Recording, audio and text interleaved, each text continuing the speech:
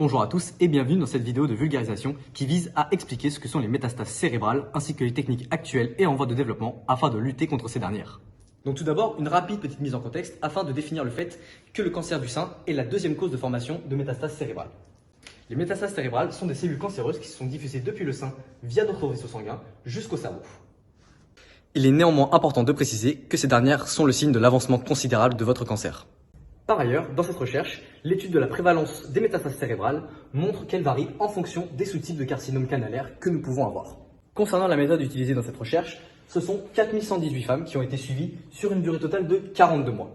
Pour 71% d'entre elles, les métastases cérébrales ont été détectées via des symptômes, pour les 29% restants, via imagerie systémique. En ce qui concerne les traitements actuels pour lutter contre les métastases cérébrales dues au cancer du sein, on se base à la fois sur des traitements locaux, comme la chirurgie ou la radiothérapie, mais également sur des traitements systémiques, comme la chimiothérapie ou encore les anticorps thérapeutiques. Cependant, on le sait, il reste encore de nombreux défis à surmonter. Le premier défi, c'est le nombre restreint de patients atteints de métastases cérébrales, ce qui va complexifier la réalisation des études. Et le deuxième défi, c'est la traversée de la barrière hémato-cérébrale, qu'on appelle aussi BHE.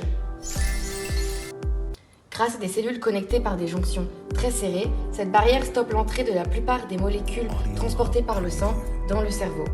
Ce rôle protecteur peut être avantageux car il permet de bloquer les molécules toxiques, mais il empêche également l'entrée de certaines substances médicamenteuses et limite l'efficacité des traitements. L'article nous présente les stratégies thérapeutiques en vigueur, les essais cliniques en cours de développement en fonction de 3 différents sous-types de cancer du sein.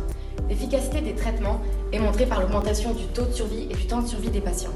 Les traitements médicamenteux sont très efficaces pour un des sous-types des patients grâce à une meilleure perméabilité de la BHE. Les autres patients ont beaucoup moins d'options médicales, mais de nouvelles thérapies ciblées sont prometteuses, comme des inhibiteurs enzymatiques ou encore de nouvelles immunothérapies. La chirurgie, elle, montre de meilleurs résultats combinés à la radiothérapie. À l'heure actuelle, un traitement local avec chirurgie si possible reste la meilleure des thérapies pour lutter contre les métastases cérébrales. Cependant, prévenir le développement des métastases cérébrales à l'aide de molécules qui sont notamment capables de traverser la barrière hémato-encéphalique reste l'option de développement la plus prometteuse.